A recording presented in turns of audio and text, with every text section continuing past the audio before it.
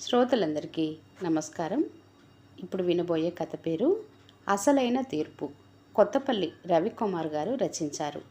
కథ విందాము. ఇందాక లాయర్ గారు వచ్చారు.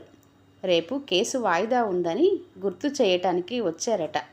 మీరు లేరని చెప్పాను. వీలుంటే వచ్చాక ఒక్కసారి ఫోన్ చేయమని చెప్పారు అని చెప్పింది రాజేశ్వరి అప్పుడే వచ్చిన సుందర్రావుతో. వెంటనే సుందర్రావు లాయర్కి ఫోన్ చేసి వివరాలు కనుక్కొన్నాడు. ఏమన్నారండి లాయర్ గారు అని అడిగింది రాజేశ్వరి. ఏముంది, నీకు చెప్పిందే మళ్ళీ నాకు చెప్పాడు. మనిద్దరిని 10 గంటలకల్లా కోర్టుకు రమ్మన్నాడు. పిల్లలకి పంచిన లెక్కలన్నీ ఒక్కటి కూడా మర్చిపోకుండా రాసుకురమ్మన్నాడు. అది సరే గాని లాయర్ గారు వచ్చినప్పుడు నీ దగ్గరికి ఎవరైనా వచ్చారా అని అడిగాడు సుందర్రావు. ఎవరూ రాలేదు కానీ లాయర్ గారు వెళ్తుండగా కృష్ణమూర్తి గారు వచ్చారు. ఎవరు ఏంటి అని ఆరా తీస్తే కేసు విషయం చెప్పాను అని చెప్పింది రాజేశ్వరి. విని ఏమన్నారు అని అడిగాడు సుందర్రావు. కొడుకుల మీద కేసులు వేయటం గురించి గురువు గారిని ఒకసారి ఆలోచించుకోమనండి. ఇప్పటికే మిమ్మల్ని వృద్ధాశ్రమానికి చేర్చారు. వాళ్ళు ఎంతకైనా తెగిస్తారు, జాగ్రత్త అని చెప్పారని చెప్పింది రాజేశ్వరి. ఇది విన్న సుందర్రావు ఆలోచనలో పడ్డాడు. సుందర్రావు స్కూల్ టీచర్గా చేసి రిటైర్ అయ్యాడు. తన జాగ్రత్తతో, తెలివితో, తన జీతంతో కొంచెం కొంచెం కూడబెట్టి రిటైర్మెంట్ టైంకి ఏ స్కూల్ టీచర్ సంపాదించనంత సంపాదించాడు. అనవసరమైన ఖర్చులకు ఏ రోజు వెళ్ళలేదు. 2 కొడుకుల్ని బాగా చదివించి మంచి ప్రయోజకుల్ని చేశాడు. మంచి స్టేటస్ ఉన్న సంబంధాలు చూసి పెళ్ళిళ్ళు చేశాడు.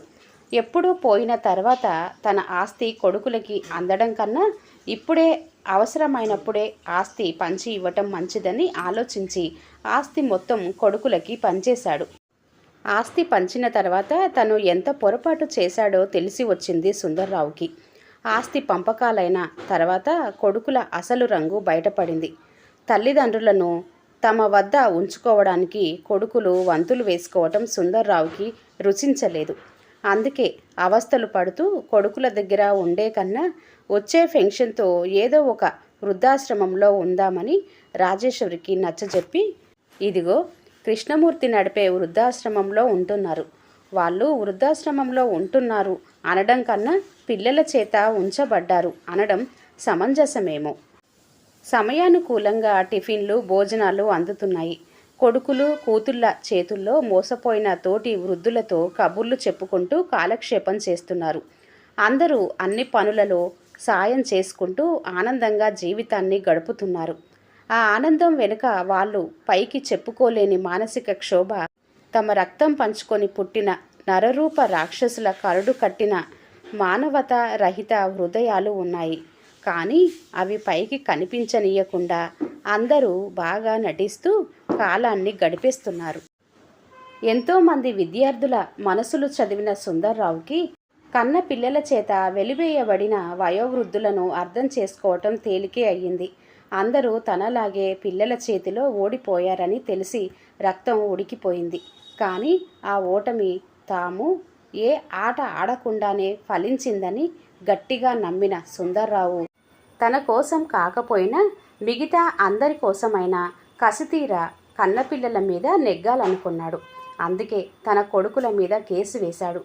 కని పెంచి వృద్ధిలోకి తీసుకొచ్చి తమకున్నదంతా వారికే ఊడ్చిపెట్టి తీరా వాళ్ళు మమ్మల్ని చూడవలసిన సమయం వచ్చినప్పుడు కాలితో తన్ని పొమ్మనడం ఎంతవరకు సబబు అని.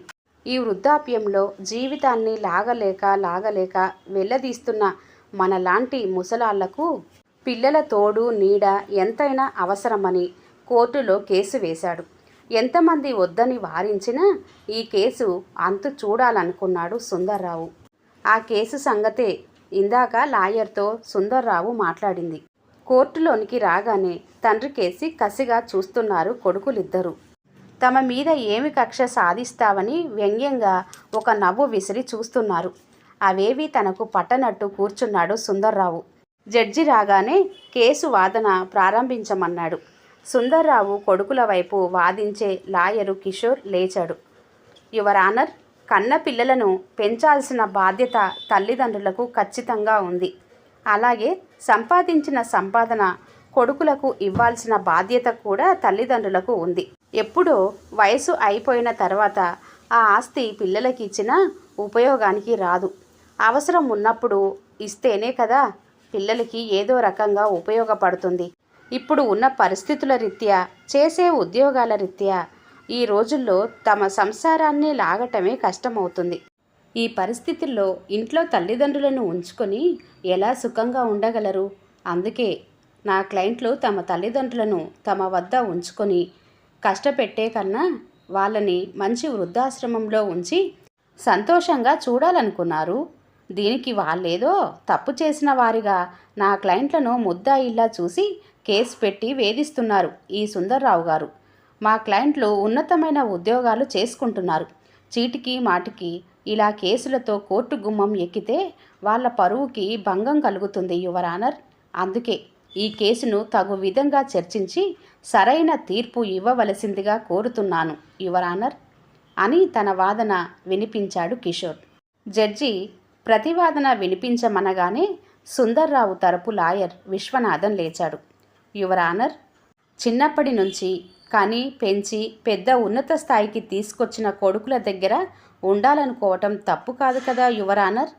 ఈ వయసుడిగిన వయస్సులో ఎవరి ఆధారం లేకుండా ఎలా ఉండగలరు? ఉన్నదంతా ఓడ్చి కన్నపిల్లలకు ఇచ్చేసి ఈ ముసలాళ్ళు ఎలా జీవితాన్ని లాగగలరు యువర్ ఆనర్? వీళ్ళకి పెళ్ళయ్యేంత వరకు కంటికి రెప్పలా చూసుకొని పెళ్ళైన తర్వాత తమ దగ్గర ఉన్నది ఇచ్చేసిన ఈ తల్లిదండ్రులను ఇప్పుడు ఖచ్చితంగా చూడవలసిన బాధ్యత ఖచ్చితంగా కొడుకులుగా వీళ్ళకి ఉంది. ఆ బాధ్యత మరచిన కొడుకుల మీద నా క్లయింట్ కేసు వేశారు. దట్స్ ఆల్ యువర్ ఆనర్ అని వాదించాడు విశ్వనాథం. దీనికి మీ నుండి సమాధానం ఏమిటి అని కిషోర్ని జడ్జి అడగగానే కిషోర్ లేచాడు. యువర్ ఆనర్, ఇదంతా సుందర్రావు గారు నా క్లయింట్ల మీద చేస్తున్న అనవసరపు రాద్ధాంతం. ఒక్కసారి ఆస్తి వాళ్ళ పేరు మీద రాసిన తర్వాత మరలా తిరిగి తనకు ఎలా రాయమంటారు? ఇది ఆయన తెలివి ఉండగానే రాసిన వీలునామాయే కదా. మరలా తిరిగి రాసిమ్మని కోర్టు గుమ్మం ఎక్కారంటే వారి మానసిక స్థితి గురించి ఆలోచించాల్సిన అవసరం ఉంది యువర్ ఆనర్. మీరే దీని మీద సమగ్ర విచారణ జరిపి మా క్లయింట్లకు న్యాయం చేయవలసిందిగా కోరుకుంటున్నాను యువర్ ఆనర్ అని తన వాదన వినిపించాడు కిషోర్. దీనికి మీ సమాధానం ఏమిటి అని విశ్వనాథాన్ని అడిగాడు జడ్జి. విశ్వనాథం లేచే లోపల సుందర్రావు లేచాడు. నా మనోవేదనను నేను మాత్రమే చెప్పుకోగలను సార్. నా బాధను చెప్పుకునేందుకు నాకు ఒక్క అవకాశం ఇవ్వండి జడ్జి గారు అని అడిగాడు సుందర్రావు. మీరేమి చెప్పదలుచుకున్నా ఈ బోనులోకి వచ్చి చెప్పండి అన్నాడు జడ్జి. సార్, నేను నా కొడుకులకి అదే సార్, ఈ రాక్షసులకి నేను పంచి ఇచ్చినది నాకు తరతరాలుగా వచ్చిన ఆస్తి కానే కాదు సార్. నేను ఒక్కొక్క పైసా కూడబెట్టిన ఆస్తి. ఇది నా ఒక్కడి రెక్కల కష్టార్జితం సార్. నా చెమట కంపుతో పోగుబడిన పచ్చ కాగితాల సంపద సార్. ఇందాక సదరు లాయర్ గారు నేను తెలివి ఉండగానే రాసిన వీలునామా అని అన్నారు. అవును సార్, నాకు తెలివి ఉండే ఈ మూర్ఖులకు నా ఆస్తినంతా రాసిచ్చాను సార్. కానీ నేను ఎంత తప్పు చేశానో ఆ తర్వాత తెలిసొచ్చింది. ఇప్పుడు అదే తెలివితో నా ఆస్తి నాకు కావాలని కేసు పెట్టాను సార్. కాలు చెయ్యి ముడిపడిన తర్వాత ప్రతి మనిషి చంటి పిల్లాడే అవుతాడు సార్. వీళ్ళు చిన్నప్పుడు నడిస్తే ఎక్కడ కందిపోతారో అని మేము కంటికి రెప్పలా చూడలేదా? ఇప్పుడు మమ్మల్ని చూడవలసిన టైం వచ్చినప్పుడు వీళ్ళు ఎందుకు చూడరు? మమ్మల్ని చూడాల్సిన సమయంలో సంపాదన, పని ఒత్తిడి, చాలని జీతాలని వంకలు చెప్పి వంతులుగా మమ్మల్ని అంగట్లో సరుకులా పంచుకుంటున్నారే. వీళ్ళని పెంచి పెద్ద చేసి ఇంతటి ప్రయోజకుల్ని చేయడానికి మేము ఎన్ని పూటలు పస్తులున్నాం సార్. వీళ్ళు ఇప్పుడు మమ్మల్ని భారమని అనాథల్లా వృద్ధాశ్రమంలో వదిలేశారే. అప్పుడు మేము కూడా పెంచలేక వీళ్ళని అనాథ శిశువుల్లా ఏ పెంట కుప్పల మీదో వదిలేసుంటే వీళ్ళ పరిస్థితి ఏమై ఉండేది సార్. ఇది నా ఒక్కడి ఆవేదన కాదు సార్. నాలాగా కన్నపిల్లల చేతిలో ఘోరాతి ఘోరంగా ఓడిపోయిన ప్రతి తల్లిదండ్రి ఆవేదన సార్. తమను తాము స్వచ్ఛందంగా కన్నబిడ్డల దగ్గర తాకట్టు పెట్టుకొని జీవస్మృతుల్లా కాలాన్ని వెళ్ళదీస్తున్న అభాగ్యుల ఆత్మఘోష సార్. వీళ్ళు కన్నవాళ్ళ నుండి వచ్చిన ఆస్తికి వారసులమని అంటారు కదా సార్. మరి కానీ పెంచి అభివృద్ధిలోకి తీసుకొచ్చిన తల్లిదండ్రుల అవసాన దశలో వారి పూర్తి బాధ్యత కూడా కన్నబిడ్డలదే కదా సార్. కన్నబిడ్డలు ఈ దశలో చూడక ఇదిగో ఈ వయసులో ఇక్కడున్న ముసలి వాళ్లను ఈ వృద్ధాశ్రమాలు అక్కున చేర్చుకున్నాయి సార్. ఆ మాత్రం అనురాగం ఆప్యాయతలు వీళ్ళు చూపించలేకపోయారు సార్. అందుకే కావాలని వీళ్ళకి తెలిసి రావాలని మళ్ళీ నా ఆస్తి నాకు రావాలని కేసు వేశాను సార్. మీరే దయచేసి ఈ కేసును క్షుణ్ణంగా పరిశీలించి మాకు న్యాయం చేయాలని కోరుకుంటున్నాను సార్ అని తన వాదన వినిపించాడు సుందర్రావు. కేసు పూర్వపరాలు పరిశీలించిన తర్వాత తన స్వార్జితాన్ని ఎవరికైనా ఎప్పుడైనా రాసివచ్చు. అలాగే కన్న తల్లిదండ్రులను చూడాల్సిన బాధ్యత కన్న పిల్లలకి ఖచ్చితంగా ఉంది. అలా చూడని మరుక్షణంలో తన ఆస్తిని తనకు అడిగే హక్కు మరలా కన్న తండ్రికి ఉందని ఈ కోర్టు భావిస్తుంది. న్యాయ చరిత్రలో ఇప్పటి వరకు ఎవరూ వేయని కేసు వేశారు సుందర్రావు గారు.